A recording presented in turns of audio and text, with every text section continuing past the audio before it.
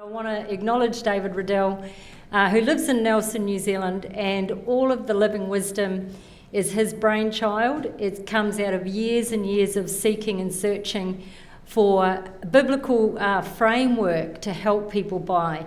He has stacked up 45,000 hours of counselling in his lifetime, which is absolutely incredible. I've been counselling for 15 years and I've just ticked over 7,500 hours, so I can't imagine what 45,000 hours.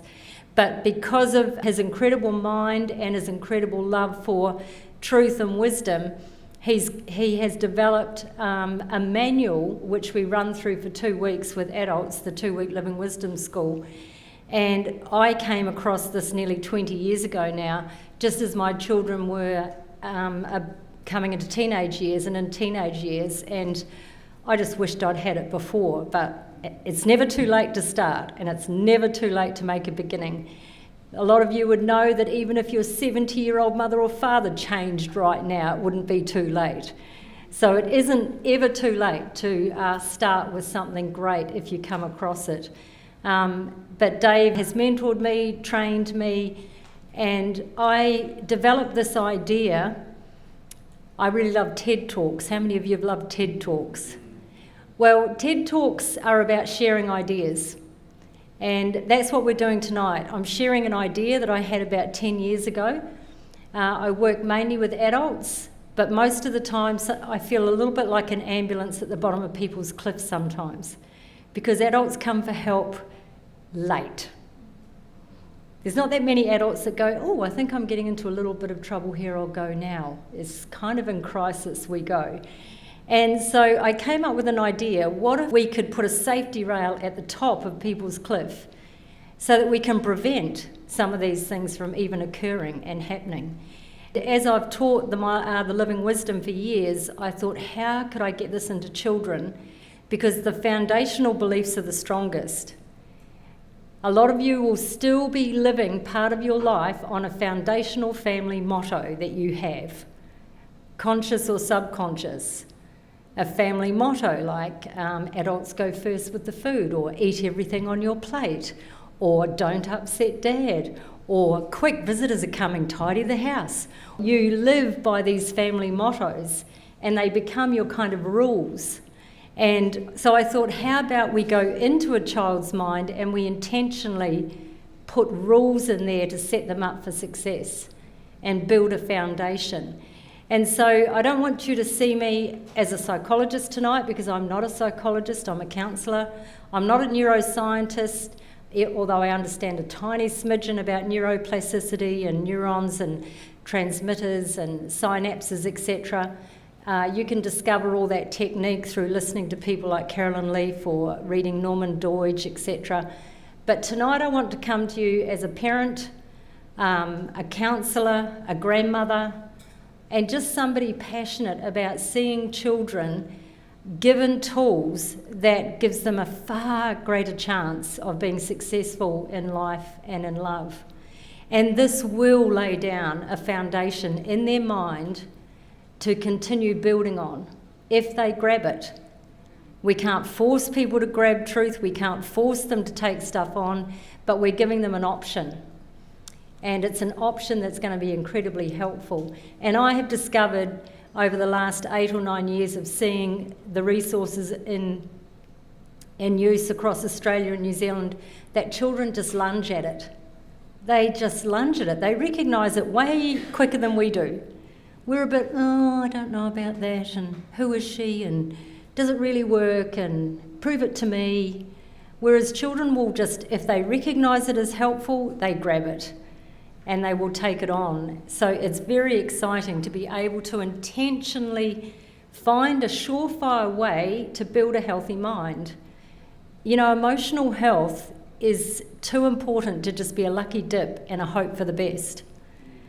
It's way too important for that. You know, you don't want to just hope you inherited some good mental genes or hope that you've got some good genetic coding in your brain. You are actually able to go in there and rewire it. You're able to go in there and flush out the viruses You know, I love my Mac computer when it works well, but when it doesn't, I have no idea what to do. So I take it to the experts to do something with it. But most of the time, it works amazingly. And that's what we want for our minds. We want it to work really well, and if it does have a virus, we can flush it out. And this is what we're going to be looking at. So building emotional resilience in children. It is the internal difference. What do I mean by that? Well, we know that resilience, you could define it as someone who bounces back, or somebody who can rise up in adversity, or somebody who can keep a good attitude even though it's tough.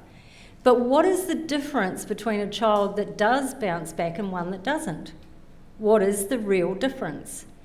And what we believe is that it is an internal difference. It is having access to internal reassurance and hope when you need it. I hear some very, very difficult stories in my counselling room. And every now and then I say, how did you survive that? How are you here talking to me now? And nearly every time they will tell me one truth, one insight that they held on to through their childhood. Just one. It's like it anchors them until they get through and then say, right, now how do I build a life that I can like? Just one. Like, one lady said to me, I saw that other people were happy. And I said to myself, if other people can be happy, there must be a way, and I'm going to stay alive to find out what it is. That's her only truth coach. She invented it herself. And it got her through one of the most horrendous stories I've heard. And that is the power of the right truth at the right time for the right person. So what if we can plant it in there? Look, our kids are being brainwashed. We might as well get on there too and brainwash them. But we want to brainwash them with something really helpful and something that is really powerful and something that is going to take root inside them. So what is the internal reassurance and hope that Johnny needs when he finds out that one of his parents love alcohol more than they love their own family because they're going to sacrifice their family for alcohol? What is the reassurance that a little girl needs when she finds out that her father's never coming home again? He's left the family.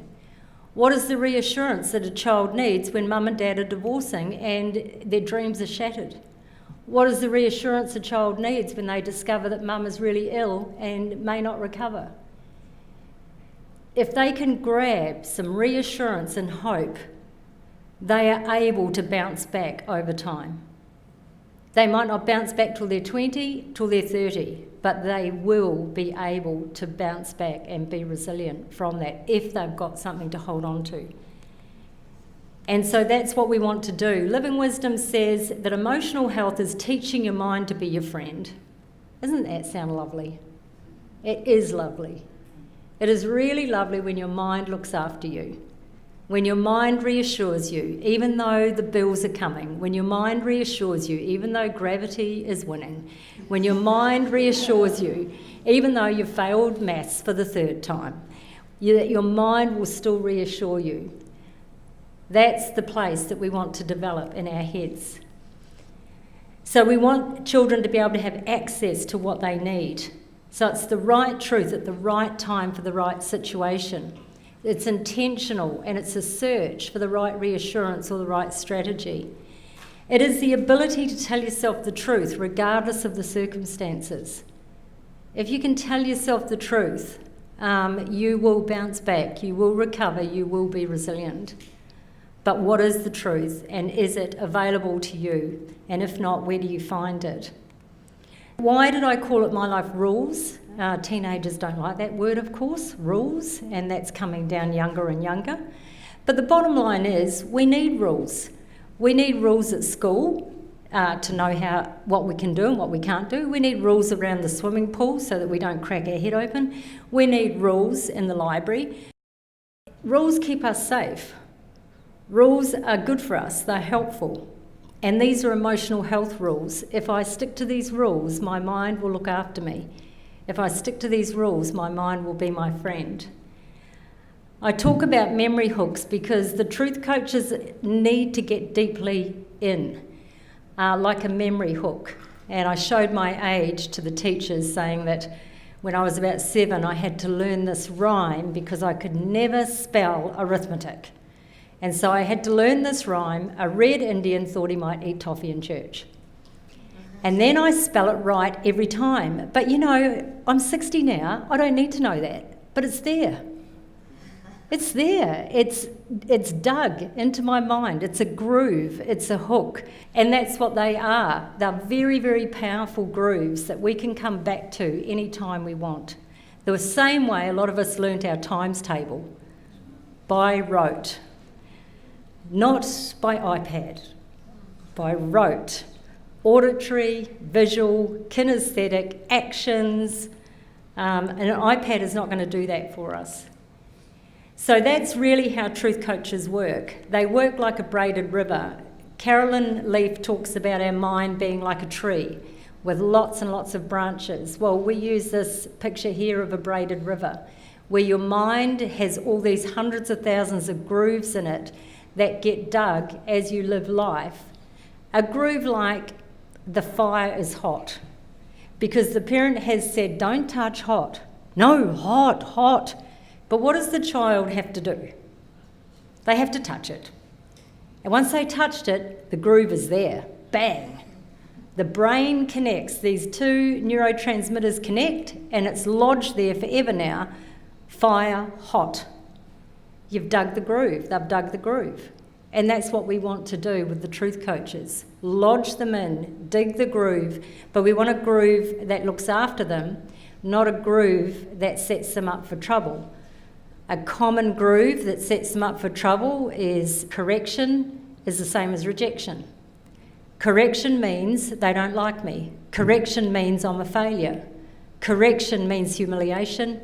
These are all grooves that we don't want developed in the mind, but how do we know if they're there? We don't know if they're there if we haven't got a way to trace the lie, face the lie, and replace the lie.